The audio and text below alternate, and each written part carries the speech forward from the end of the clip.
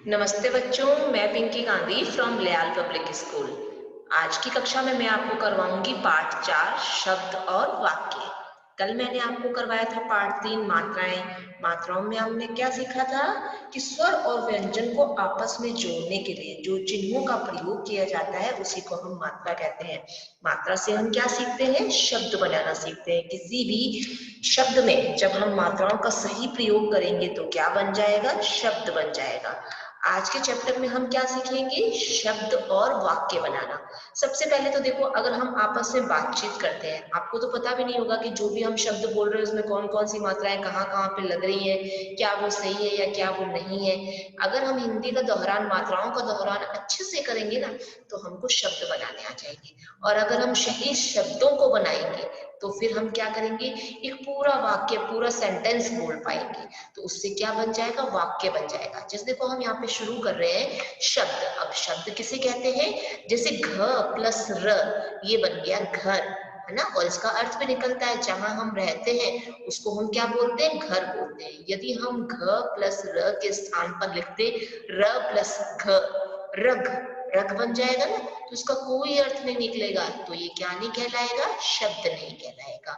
जिसको हम इंग्लिश में वर्ड कहते हैं। वर्ड कब बनता है? जब हम हर अक्षर को, हर वर्ण को सही जगह पे लगाएंगे, सही मात्राओं का प्रयोग करेंगे और उस वर्ड का, शब्द का कोई अर्थ निकलेगा ना, तभी वो क्या बनेगा? शब्द बनेगा। समझ में आ रही होगी ना मेरी बात? थोड़ा सा आपको हिंदी व्याकरण में थोड़ा सा हार्ड लगता होगा, सुनने में भी समझने में भी, लेकिन आप यदि मेरी बात को ध्यान से सुनोगे तो आपको हर एक चीज अच्छे से समझ में आएगी। अगर देखो, मैं वापस से बताती हूँ शब्द किसे कहते हैं। अगर मैंने घ की जगह पे घ लिखा, र की जगह पे र लिखा और बनाया घर, तो क्या बन गया? ये शब्द बन गया, क्योंकि ये मैंने सही जगह पे लिखा है। घ को घ पे, र को र पे, घर ही लिखा है, रग नहीं लिखा। अगर मैं घर लिखूंगी और उसका अर्थ निकलेगा होम, जहां पे हम रहते हैं, तो शब्द बन गया घर। तो मैं इसको शब्द कह सकती हूँ। लेकिन अगर मैंने इसको उल्टा लिख दिया, रग लिख दिया, तो ये शब्द नहीं बनेगा। ठीक है, क्योंकि इसका कोई भी अर्थ नहीं निकल रहा। शब्द तभी बनता है जब उसका कोई अर्थ निकलता है। ठीक है, दिए गए शब्दों को ध्यान पूर्वक पढ़िए। यहाँ दे रखा है क प्लस ल प्लस श, तो क्या बना इससे? इससे बन गया कलश। ठीक है, और यहाँ उ प्लस प प्लस व प्लस न, क्या बना? उपवन। ठीक है, इससे भी एक शब्द से अर्थ निकल रहा है। कलश, ये जो मटका है इसको हम कलश कहते हैं। और बगीचे को, जहां पर बहुत सारे पेड़ पौधे, फूल, तितलियां होते हैं, उसको हम उपवन कहते हैं। तो उपवन का भी मतलब निकल रहा है ना। तो दोनों क्या है? ये शब्द है। अब देखो, शब्द की परिभाषा क्या हुई? वर्णों के सही मेल से शब्द बनते हैं। वर्णों के सही मेल से, यानी कि अगर मैं सही तरीके से लिखूंगी, सही क्रम में लिखूंगी, क को क की जगह पे, ल को ल की जगह पे, श को श की जगह पे, तब क्या बन जाएगा? कलश। यानी कि सही मेल में, यानी कि सही क्रम में लिखूंगी तो क्या बन जाएगा? शब्द बन जाएगा। वर्ण का मतलब क्या होता है? ये क भी एक वर्ण है, ल भी एक वर्ण है, श भी एक वर्ण है, तो इसको क्या बोलते हैं? वर्ण बोलते हैं, है ना। वर्ण मतलब अक्षर। अक्षरों के सही मेल से शब्द बनते हैं या फिर वर्णों के सही मेल से शब्द बनते हैं। आगे हमें यहाँ बता रखा है वाक्य। अब हमने क्या सीखा? शब्द बनाना सीख लिया। जब हम शब्द बनाना सीख लेंगे तो आगे हम बहुत सारे शब्दों से क्या बनाएंगे? एक वाक्य बना लेंगे। लेकिन वो वाक्य तभी बनेगा जब हम उसको सही क्रम में लिखेंगे। जैसे हम शब्द में क्या करते हैं? सही मेल करते हैं, वैसे ही वाक्य में भी अगर हम सही मेल करेंगे, सही क्रम में लिखेंगे, तो एक पूरी लाइन बनेगी, वाक्य बनेगा या फिर सेंटेंस बनेगा। तभी आपको मेरी बात समझ में आएगी।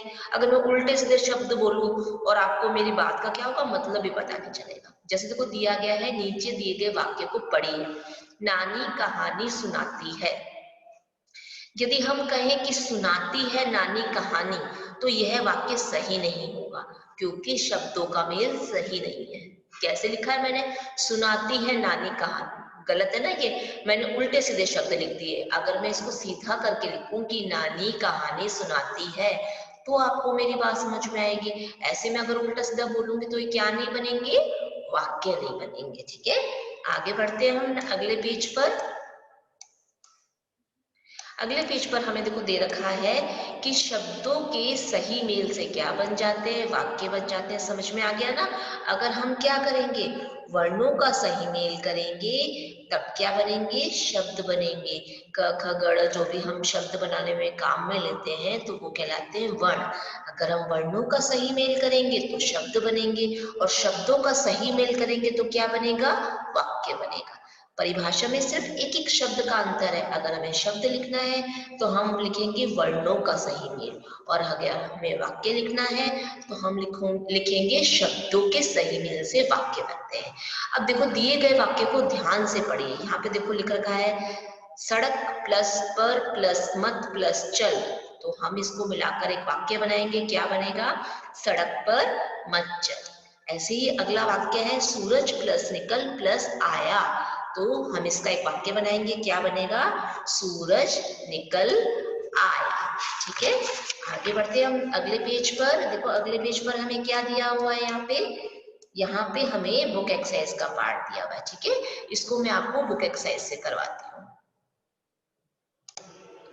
बुक एक्सरसाइज में देखो सबसे पहला प्रश्न हमें दे रखा है कि वर्णों को जोड़कर हमें क्या करना है, शब्द बनाना है। ठीक है, परिभाषा हो गई ना, शब्द कैसे बनते हैं, वर्णों को जोड़कर। तो ये वर्ड है त प्लस र प्लस बू प्लस ज, तो हम इसको जोड़ के क्या बनाएंगे, क्या बना, तरबूज। आप हिंदी वन में करते हो ना, मिलाकर लिखो, वैसे ही आपको यहाँ पे भी करना है। ठीक है, आगे बढ़ते हैं हम। आगे देखो हमें दे रखा है मकड़ी, म प्लस क प्लस डी, प्लस हटा देंगे तो मिलाकर लिखो में क्या बनेगा, मकड़ी। ऐसे ही आगे देखो ग प्लस म प्लस ला, क्या बना, गमला।